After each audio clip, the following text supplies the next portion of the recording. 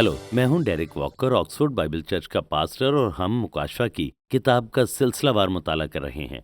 और आज हम मुकाशवा छठे बाब में 7 मोहरों के खुलने पर गौर करेंगे। आखिरी बार हमने देखा कि मुकाशवा 5वें बाब में आसमान पर होने वाले तमाम अमल को समझने की कुंजी है। मुकाशवा की किताब के बाकी हिस्सों में से ज़्यादातर, बल्कि छठे से 18वां बाब जो खुदावंद के दिन और खुदावंद की अदालत और मुसीबत को बयान करते हैं। मुकाशवा 5वें बाब में जो कुछ होता है वो मुसीबत का आगाज़ है और ये तमाम मुसीबत की अदालत को बयान करता है। जैसा कि मैंने मुकाशवा छठे बाब के बाद कहा था, मुकाशवा 5वें बाब में दोबारा तवज्जो का मरकज़ बर्रा है जो बब्बर भी है और 7 मोहरों को खोलने वाला है। और इस किताब को खोलने वाला ज़बरदस्त अहमियत का हामिल है, क्योंकि वो इस ज़मीन पर बादशाही करता है और ये लक़ब उसकी हकीकत की नुमाइंदगी करता है कि मसीह को कुव्वत के ज़रिए ज़मीन पर बादशाही करने का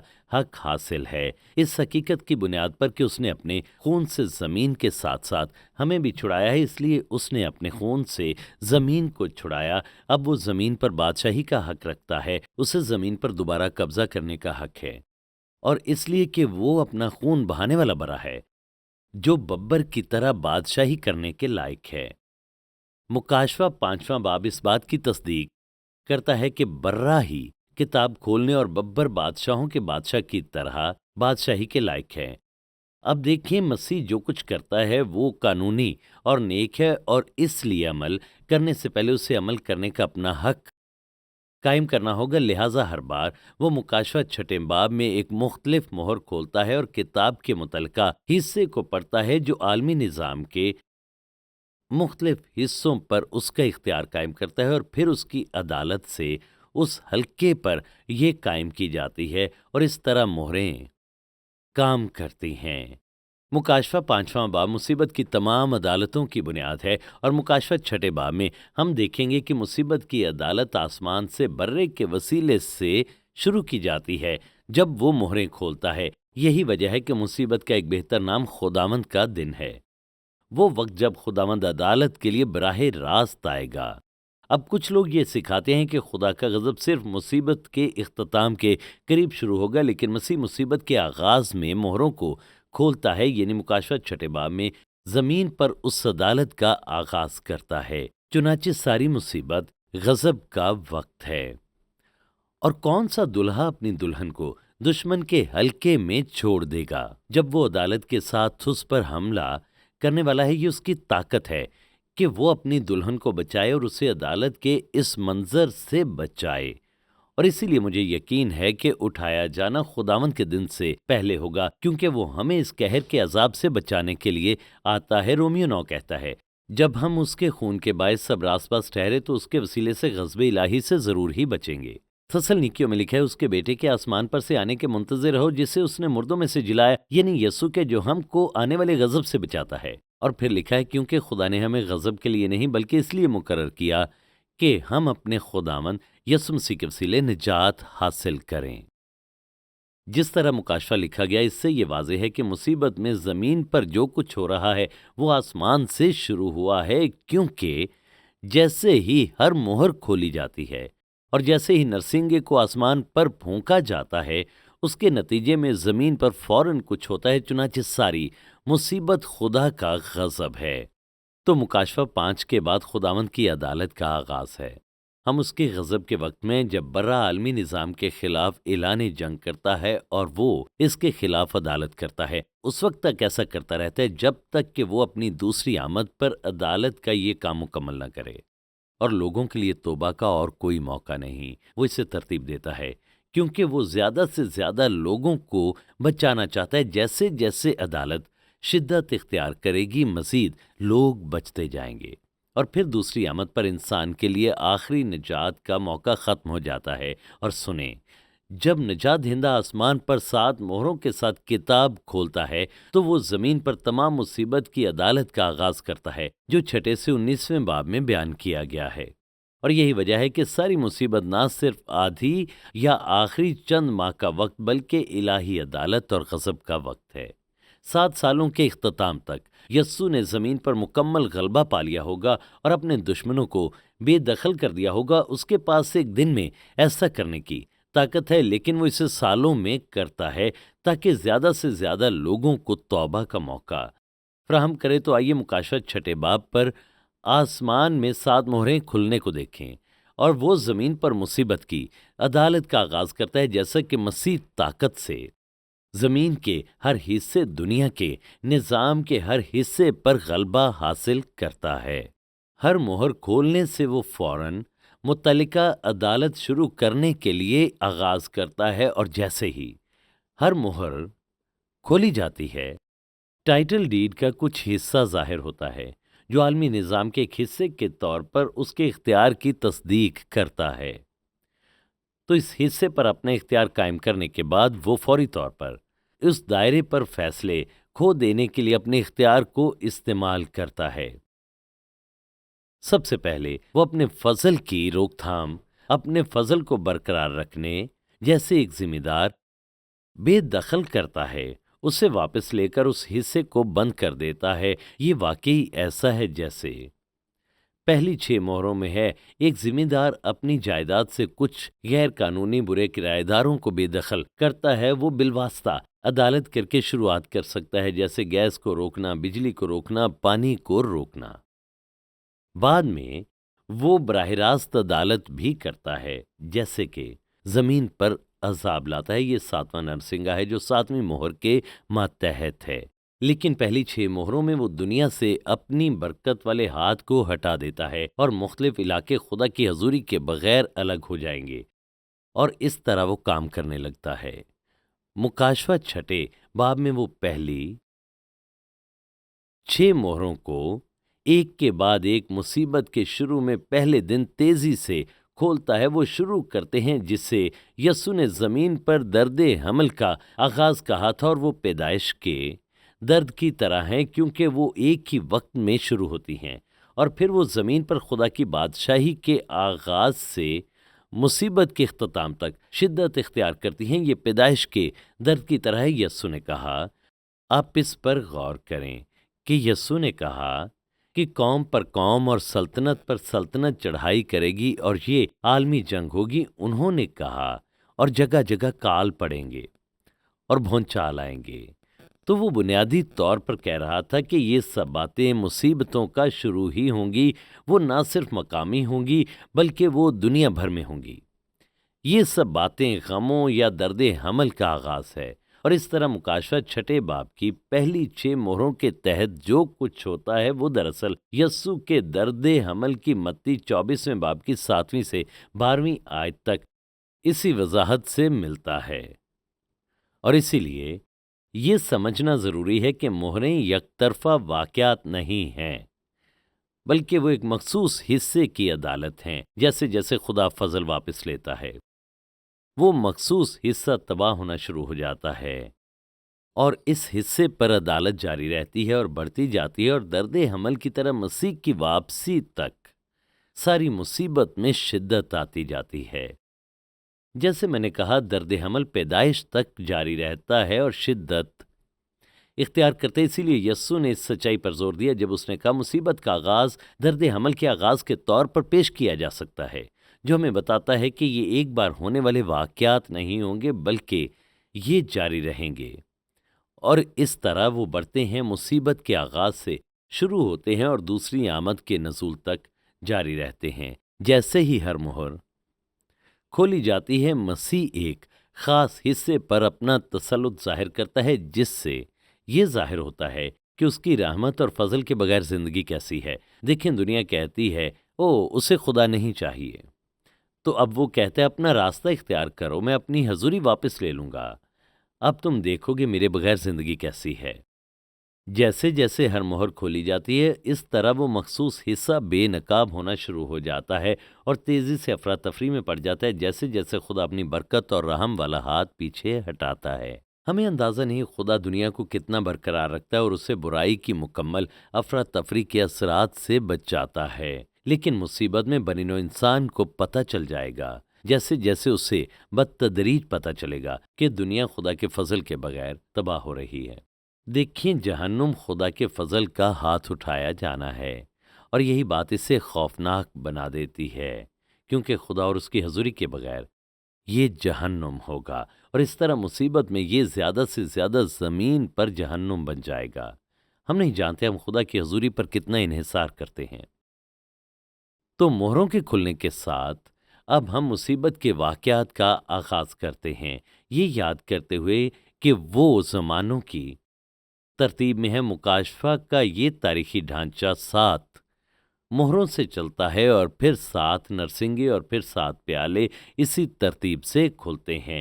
یہی وہ ترتیب ہے جو خدا ہمیں دیتا ہے۔ اور پھر دیکھیں، اور یہ ساتوں کی طرح ہے، جیسے جیسے ہم مہروں، نرسنگوں اور پیالوں میں سے گزرتے ہیں، تو آپ دیکھیں پہلی 6 مہریں کھولی جاتی ہیں، اور پھر وقت کی تاخیر ہوتی ہے، اور 7ویں مہر سے پہلے ایک آسمانی وقفہ ہوتا ہے، اور یہ حقیقت بات کر رہا ہے کہ 7ویں مہر کی شدت زیادہ ہے، جو پہلے 6 سے ایک سطح اوپر جاتا ہے، اور یہ شدت اس لیے ہے کہ 7ویں مہر میں 7 نرسنگے بھی شامل ہیں، اور یہ 7 نرسنگے خدا کی طرف سے براہ راست فیصلے ہیں۔ نہ صرف خدا نے ہاتھ ہٹایا، بلکہ اب خدا براہ راست فیصلہ کرتا ہے۔ اور پھر 6 نرسنگوں کے آخر میں 7ویں نرسنگے سے پہلے ایک آسمانی وقفے کی طرح ہے، ایک بار پھر ایک اور اضافے کی بات ہوتی ہے، 7واں نرسنگا، اور پھر غضب کے 7 آخری پیالے آتے ہیں، جو مسیح کی دوسری آمد پر ختم ہوتے ہیں۔ لہذا منظر میں مسلسل اضافہ ہے جب ہم مہروں، نرسنگوں اور پیالوں سے گزرتے ہیں۔ پھر سے یہ لوگوں کو توبہ کا زیادہ سے زیادہ موقع دینے کے لیے ہے۔ اب مکاشفہ چھٹے باب میں پہلی 6 مہریں جو ایک کے بعد ایک شروع میں مصیبت کے پہلے دن سے کھولی جاتی ہیں، ہر مہر جب اسے کھولا جاتا ہے تو اس کے بعد ایک رویا کا آغاز ہوتا ہے، جس میں ان نتائج کو دکھایا جاتا ہے جو مصیبت کے دوران سامنے آتے ہیں، اور جو درد حمل کی طرح شدت اختیار کرتے ہیں۔ لہٰذا ہر مہر زمین کے ایک مخصوص حصے پر عدالت ظاہر کرتی ہے، جو مصیبت کے دوران جاری رہتی ہے اور شدت اختیار کرتی ہے۔ یہ ایک طرفہ نہیں ہے اور یہ اہم ہے۔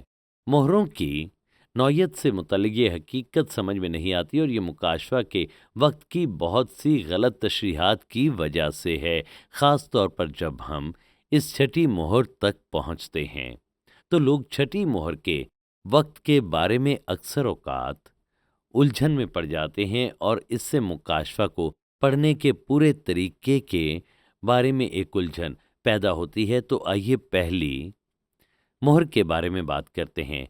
اور میں نے نگاہ کی تو کیا دیکھتا ہوں کہ ایک سفید گھوڑا اور اس کا سوار کمان لیے ہوئے ہے، اور اسے ایک تاج دیا گیا، اور وہ فتح کرتا ہوا نکلا تاکہ اور بھی فتح کرے۔ پہلا حصہ سیاسی دائرہ ہے، اور اسی طرح جیسے ہی پہلی مہر کھولی جاتی ہے، خدا کا فضل والا ہاتھ ہٹا دیا جاتا ہے، اور سفید گھوڑے پر سوار کو رہا کر دیا جاتا ہے، اور یہ مخالف مسیح ہے۔ اسے دنیا کو فتح کرنے کے لیے رہا کیا گیا، اور وہ مصیبت کے اختتام پر زمین پر قبضہ حاصل کرنے کی کوشش کرتا ہے، اور اسی وقت اسے سفید گھوڑے پر ایک اور سوار یعنی یسوع مسیح سے شکست ہوگی۔ یہ مکاشفہ 19ویں باب میں مرقوم ہے۔ تو وہ جعلی مسیح ہے، وہ سفید گھوڑے پر سوار جعلی مسیح ہے جو فتح کرنے کی کوشش کرتا ہے، وہ مخالف مسیح ہے۔ اور یاد رکھیں، یہ دوسرا تسلنیکیوں دوسرے باب سے اتفاق کرتا ہے، جس میں کہا گیا ہے کہ خدا فی الحال کلیسیا کے ذریعے مخالف مسیح کو روک رہا ہے تاکہ وہ اپنے وقت تک ظاہر نہ ہو سکے۔ اور دیکھیں، اس میں کہا گیا ہے کہ خداوند کا دن زمین سے کلیسیا کے اٹھائے جانے سے شروع ہوگا، اور پھر جو کچھ ہوگا وہ مخالف مسیح کا مکاشفہ ہے، اور یہ مکاشفہ کا پہلا قدم ہے۔ بہت جلد اٹھائے جانے کے بعد مخالف مسیح اپنا قبضہ کر لے گا، اور پھر اچانک وہ آدمی بن جائے گا جس کی طرف لوگ دیکھیں گے۔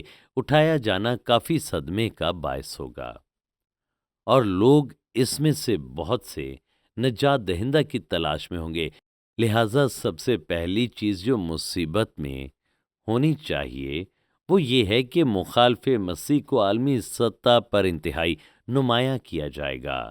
اس کے فوراً بعد وہ اسرائیل کے ساتھ معاہدہ کر کے خود کو ظاہر کرتا ہے، اور اس کی سیاسی سرگرمی اور تسلط جاری رہتا ہے، یہاں تک کہ مصیبت کے وسط میں عالمی حکمران بن جاتا ہے۔ اور دیکھیں، یہ پہلی مہر ہے اور دوسری مہر۔ جب اس نے دوسری مہر کھولی تو میں نے دوسرے جاندار کو یہ کہتے سنا کہ آ۔ پھر ایک اور گھوڑا نکلا جس کا رنگ لال تھا، اور اس کے سوار کو اختیار دیا گیا کہ یہ زمین پر سے صلہ اٹھا لے تاکہ لوگ ایک دوسرے کو قتل کریں، اور اسے ایک بڑی تلوار دی گئی۔ یہ الہی کتاب کا دوسرا گھوڑا ہے۔ دوسرے حصے کے بارے میں، جس کے بارے میں ہم بات کر رہے ہیں، دوسری مہر کے نیچے بین الاقوامی حصہ ہے۔ چنانچہ جیسے ہی دوسری مہر کھولی جاتی ہے، خدا خون کی علامت والے لال گھوڑے پر سوار کو زمین پر بھیج کر اس کا سکون دور کرتا ہے۔ نتیجہ یہ ہے کہ دنیا عالمی جنگ، عالمی تنازع میں ڈوب جاتی ہے۔ اس کا زیادہ تر حصہ پہلے سوار کی طرف سے شروع ہوا، یعنی مخالف مسیح سے۔ یہ مصیبت کے آغاز کے بارے میں یسوع کی وضاحت سے ملتا ہے۔ قوم قوم کے خلاف اٹھے گی، سلطنت سلطنت کے خلاف، اور یہ درد حمل کا آغاز ہے۔ دوسری مہر اور اب تیسری مہر۔ اور جب اس نے تیسری مہر کھولی تو میں نے تیسرے جاندار کو یہ کہتے سنا کہ آ۔ اور میں نے نگاہ کی تو کیا دیکھتا ہوں کہ ایک کالا گھوڑا ہے، اور اس کے سوار کے ہاتھ میں ایک ترازو ہے۔ اور میں نے گویا ان چاروں جانداروں کے بیچ میں سے یہ آواز آتی سنی کہ گیہوں دینار کے سیر بھر، اور جو دینار کے 3 سیر، اور تیل اور مے کا نقصان نہ کر۔ اب تیسرا حصہ مالی دائرہ ہے۔ جب تیسری مہر کھلتی ہے تو خدا کا فضل مالیاتی نظام سے ہٹا دیا جاتا ہے، جس کی علامت سیاہ گھوڑے کی رہائی ہے، اور اس کے نتیجے میں دنیا بھر میں قحط پڑتے ہیں۔ ایک بار پھر جیسے یسوع نے کہا، جو پوری مصیبت میں جاری رہے گا۔ قحط عام طور پر جنگ کے بعد آتا ہے، اس لیے یہ سمجھ میں آتا ہے کہ عالمی جنگ کے بعد دنیا بھر میں قحط آتا ہے۔ متی 24:7 میں یسوع نے کہا، اس نے کہا کہ اگلا درد حمل عالمی جنگ کے بعد مصائب کا آغاز ہے۔ دنیا بھر میں قحط ہے، مختلف مقامات پر قحط ہے، اور اس طرح یہ معاشی افراتفری دراصل مصیبت کے وسط میں ایوان کے نشان کی راہ ہموار کرے گی۔ اب چوتھی مہر، یعنی چوتھا گھڑ سوار۔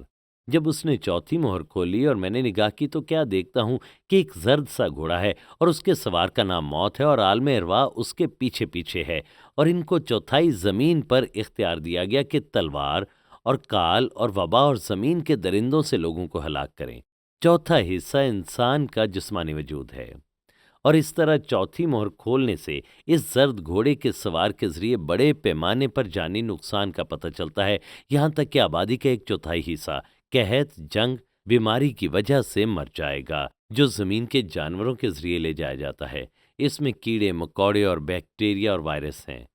صرف چند سالوں میں اس طرح کا جانی نقصان اس سے کہیں زیادہ بڑے پیمانے پر ہے جو دنیا نے کبھی نہیں دیکھا، یہاں تک کہ عالمی جنگوں میں بھی۔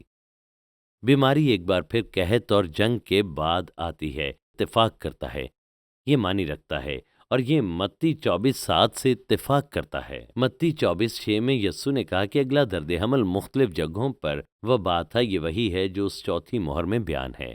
اب پانچویں مہر لکھا ہے، اور جب اس نے پانچویں مہر کھولی تو میں نے قربان گاہ کے نیچے ان کی روحیں دیکھیں جو خدا کے کلام کے سبب سے اور گواہی پر قائم رہنے کے باعث مارے گئے تھے، اور وہ بڑی آواز سے چلا کر بولیں کہ اے مالک، اے قدوس و برحق، تو کب تک انصاف نہ کرے گا اور زمین کے رہنے والوں سے ہمارے خون کا بدلہ نہ لے گا؟ اور ان میں سے ہر ایک کو سفید جامہ دیا گیا، اور ان سے کہا گیا کہ اور تھوڑی مدت آرام کرو، جب تک کہ تمہارے ہم خدمت اور بھائیوں کا بھی شمار پورا نہ ہو لے جو تمہاری طرح قتل ہونے والے ہیں۔ تو اس طرح پانچواں حصہ اخلاقی دائرہ ہے، اور اس لیے پانچویں مہر کو کھولنا اس بات کی نمائندگی کرتا ہے کہ خدا اس کا ہاتھ پکڑ رہا ہے، انسان کی اخلاقیات کو روکنے والا اس کا ہاتھ جیسا کہ یہ تھا، اور یہ اخلاقی برائی کی ایک بڑی رہائی کو ظاہر کرتا ہے جو مصیبت میں واقع ہوگی، اور یہ خاص طور پر مقدسوں کے بڑے ظلم و ستم اور شہادت اور یہودی عوام کی نسل کشی کی ہونے والی کوششوں میں ظاہر ہوگا۔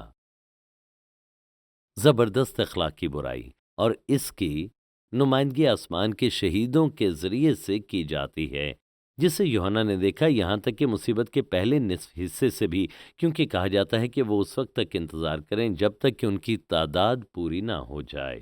مکاشفہ 7 میں، جو کہ ہم اگلی بار دیکھیں گے، شہداء کی ایک بڑی تعداد ہے جو بڑی مصیبت سے نکلتے ہیں، اور یہ اس کا دوسرا نصف حصہ ہے، حیوان اور حیوان کے نشان کی وجہ سے، اور اس لیے یہ اصل میں اگلے درد حمل سے بالکل مطابقت رکھتا ہے۔ متی 24:9 سے 12 میں یسوع نے کہا، بدکاری بہت بڑھ جائے گی، بہت سے لوگ اس کی خاطر ستائے جائیں گے اور مارے جائیں گے۔ ابھی جو کچھ ہو رہا ہے یہ اس سے کہیں زیادہ بڑے پیمانے پر ہوگا، اور اس لیے یہ دلچسپ ہے کہ ہم ان شہیدوں کو آسمان پر دیکھیں گے۔ اس سے ثابت ہوتا ہے کہ جب مسیحی یا ایماندار مرتے ہیں تو وہ آسمان پر جاتے ہیں اور مکمل طور پر ہوش میں ہوتے ہیں، لیکن وہ ان کی توثیق کا انتظار کرتا ہے، وہ ان لوگوں پر عدالت آنے کا انتظار کرتا ہے جو اس وقت برائی میں مبتلا رہے۔ اب ہم چھٹی مہر پر آتے ہیں، اور جب اس نے چھٹی مہر کھولی تو میں نے دیکھا کہ ایک بڑا بھونچال آیا، اور سورج کمل کی مانند کالا اور سارا چاند خون سا ہو گیا، اور آسمان کے ستارے اس طرح زمین پر گر پڑے جس طرح زور کی آندھی سے ہل کر انجیر کے درخت سے کچے پھل گر پڑتے ہیں۔ پھر آسمان ایک تومار کی طرح نیچے چلا گیا جب اسے لپیٹا گیا، اور ہر پہاڑ اور جزیرے کو اس کی جگہ سے ہٹا دیا گیا، اور زمین کے بادشاہوں، بزرگوں، امیروں، کمانڈروں، طاقتوروں، ہر غلام، ہر آزاد آدمی نے غاروں اور پہاڑوں کی چٹانوں میں چھپ کر پہاڑوں اور چٹانوں سے کہا، ہم پر گر پڑو اور ہمیں اس کے چہرے سے جو تخت پر بیٹھا ہے برے کے غضب سے چھپا لو، کیونکہ اس کے قہر کا بڑا دن آ پہنچا ہے، اور کون کھڑا رہ سکتا ہے؟ دوسرے لفظوں میں یہ دراصل ایک رویا ہے، اور یہ اتنی زبردست ہے کہ یہ صرف اس بات کی رویا ہو سکتی ہے کہ مسیح کی آمد آنے والی ہے۔ یہ مصیبت کا اختتام ہے تو ٹھیک ہے، یعنی مسیح واپس آنے والا ہے، اور پوری کائنات اب ایک کائناتی خلل میں ہے، اور سورج اندھیرے میں، چاند خون میں، زبردست زلزلوں میں بدل جاتا ہے، اور یہ کہتا ہے کہ اب ہم اس کے غضب کے عظیم دن کے آخر پر ہیں۔ اس کا مطلب یہ نہیں ہے کہ خدا کا غضب ہر وقت نہیں چل رہا، لیکن اب ہم اس کے غضب کے عظیم دن میں ہیں، اور دیکھیں اب یہ اپنے عروج پر پہنچ رہا ہے۔ بصورت دیگر اسے خدا کا عظیم اور خوفناک دن کہا جاتا ہے۔ یہ اس کی دوسری آمد کا دن ہے۔ خداوند کا عظیم اور خوفناک دن خداوند کا دن ہے۔ یہ کم از کم 7 سال نہیں ہے، لیکن خداوند کا عظیم اور خوفناک دن دوسری آمد ہے۔ دلچسپ بات یہ ہے کہ یہ 7ویں پیالے کے تحت جو کچھ ہوتا ہے اس سے بہت مطابقت رکھتا ہے دوسری آمد سے ٹھیک پہلے، یعنی مکاشفہ 16 میں چھٹا حصہ فطرت کا دائرہ ہے، تو نتیجے میں زلزلے اور فطرت کے جھٹکے، آسمانوں میں نشانیاں، اور پھر یہ دوبارہ متی 24 میں بیان ہوا ہے جیسے مختلف زلزلے اور آسمان سے نشانیاں، سورج اور چاند اور ستاروں میں نشانیاں، اور زمین پر سمندر اور لہریں۔ تمام مہروں کی طرح فطرت کی یہ نشانیاں پوری مصیبت میں جاری رہتی ہیں اور شدت اختیار کرتی ہیں، یہاں تک کہ وہ دوسری آمد پر اپنے عروج تک پہنچتی ہیں۔ تو ان آیات میں بیان کردہ واقعات کی نوعیت اور وسعت دوسری آمد سے پہلے مصیبت کے اختتام پر فطرت کے ہنگاموں کو واضح طور پر بیان کرتی ہے۔ تو پھر آپ کہتے ہیں یہ مہریں مصیبت کے آغاز میں کھولی جاتی ہیں، ہم اس میں مصالحت کیسے کر سکتے ہیں؟ اس نے بہت الجھن پیدا کی ہے، جس کی وجہ سے لوگ کہتے ہیں مکاشفات تاریخی نہیں، اور پھر وہ اس کی تشریح مختلف طریقوں سے کرتے ہیں اور وقت کے ساتھ آگے اور پیچھے جاتے ہیں۔ لہٰذا مثال کے طور پر چھٹی مہر مصیبت کے اختتام کے قریب ہے، تو پھر مکاشفہ کا باقی حصہ نرسنگے اور پیالے بہت ہی کم وقت میں بالکل آخر میں بصورت دیگر چھٹی مہر کے بعد کہانی کو مصیبت کے آغاز کے وقت میں واپس جانا پڑے گا، اور اس طرح یہ مکاشفہ کی تاریخ کو انتہائی پیچیدہ بنا دیتا ہے۔ تو مکاشفہ کو فطری طور پر پڑھنے سے پتہ چلتا ہے کہ یہ تاریخی ترتیب میں لکھا گیا ہے۔ پہلی 6 مہریں ایک دوسرے کے بعد فوراً کھلتی ہیں اور مصیبت کے آغاز میں ہی کھولی جاتی ہیں، اور یہ سمجھنے میں دشواری مکاشفہ 6 میں چھٹی مہر دوسری آمد سے ٹھیک پہلے کے واقعات کو ظاہر کرتی ہے۔ یہ دشواری تب ختم ہوتی ہے جب ہمیں مہروں کی نوعیت کا احساس ہوتا ہے۔ وہ درد حمل ہیں جو مصیبت کے ذریعے اپنے اختتام تک جاری رہتا ہے۔ تو چھٹی مہر مصیبت کے ابتدائی دور میں فطرت کے جھٹکوں کو ظاہر کرتی ہے جو جاری رہتے ہیں اور آخر میں اپنی شدت کے عروج تک پہنچ جاتے ہیں۔ چنانچہ تمام مہروں کی طرح چھٹی مہر کا ٹائم فریم ہی تمام مصیبت ہے، اور اس معاملے میں یہ بات قابل فہم ہے کہ یوحنا نے انتخاب کیا ہوگا یا خدا نے انتخاب کیا کہ عروج تک حتمی مظہر کو ظاہر کیا جا سکے، یہ ہمیں دکھایا جا سکے کہ اس مہر کے تحت کیا ہوتا ہے، یعنی اس مہر کھولنے کے اثرات۔ اور یہ آیات تاریخ کے لحاظ سے اس مقام سے باہر کیوں معلوم ہوتی ہیں؟ تو یاد رکھیں मोहरों को समझने की कुंजी सिर्फ एक बार होने वाले वाक़यात नहीं, वो दुनिया के मुख्तलिफ इलाकों पर खुदा की अदालत को बयान करते हैं। और छठी मोहर अगरचे ये शुरू में खोली जाती है, इसके बाद अदालत दूसरे आने पर उनके अरूज तक जारी रहती है, और ये चीज़ इन आयात में नाजिल होती है, इससे तारीखी मसला हल हो जाता है। मुकाशवा 7 में हम देखते हैं अगरचे 6 मोहरें एक के बाद एक खोली जाती हैं, फिर भी मुकाशवा 8:1 में 7वीं मोहर के खुलने में मुमकिना तौर पर महीनों की ताख़ीर होती है। मुकाशवा 7 बयान करता है कि उस वक्त क्या होता है, और यही वो बात है जिससे हम अगली बार देखेंगे। मुकाशवा 8:1 में 7वीं मोहर खुलने से पहले इतना वक्त आखिर क्यों है? जब 7वीं मोहर खोली जाती है तो आसमान में आधे घंटे के लिए खामोशी रहती है, जिसका मतलब है कशीदगी बढ़ने वाली है। और फिर वो कहता है कि मैंने 7 फरिश्तों को देखा जो खुदा के सामने खड़े थे, उन्हें 7 नरसिंगे दिए गए थे। और इस तरह 7वीं मोहर में 7 नरसिंगे हैं। अगली बार हम देखेंगे कि इस 7वीं मोहर के बारे में ख़ास क्या है, और 7वीं मोहर खुलने से पहले वक्फे में खुदा क्या करता है। ये मुकाशवा 7वें बाब से होगा। यस्सु ने कहा, अगर तुम मेरे कलाम में कायम रहो तो फिर तुम मेरे हकीकी शागिर्द होगे, और तुम सच्चाई को जानोगे, और सच्चाई तुम्हें आज़ाद करेगी। हमारी रोया ये है कि इंजील की तालीमात को दुनिया के आखिर तक ले जाया जाए। oxfordbiblechurch.co.uk पर आप जान सकेंगे कि आप मुआशी तौर पर हमारी कैसे मदद कर सकते हैं, और हम आपके इंतहाई शुक्रगुजार होंगे। अगर आप मुकाशवा की किताब में से हमारे प्रोग्राम से बरकत पा रहे हैं और मज़ीद गहराई में जानना चाहते हैं, तो मेरे पास ये सीडी सीरीज़ मौजूद है जिसमें मैंने बड़ी गहराई से बयान किया है। हर बॉक्स में 7 या 8 सीरीज़ हैं। मुकाशवा की किताब हिस्सा अव्वल, मुकाशवा की किताब हिस्सा दोम, मुकाशवा की किताब हिस्सा सोएम। हमने मुकाशवा की पूरी किताब पर बात की है, और आप आयत ब आयत इस पूरी किताब को यहाँ पर देख सकते हैं, और आप जिस दौर में हम रह रहे हैं उससे समझने का अजीम इस्तेहकाक पाएंगे, जो कि जल्द होने वाला है। Shekinah Bible Ministries were founded by Dr. Tahira Salim on 27th October 1998. The foundation of organization was laid by Reverend Dr. Shahid Siraj Deen, who was called home by God on 14th Feb 1998. The organization commenced its working through Bible Institute and then by the grace of God developed following establishments: Shekinah Bible Church, Shekinah Sunday School, Shekinah Movie Society, Shekinah Messaging Services, Shekinah Adult Youth, Daughters of Shekinah, Shekinah Bible Institute, Shekinah News, Shekinah Medical Camp, Shekinah EMAG.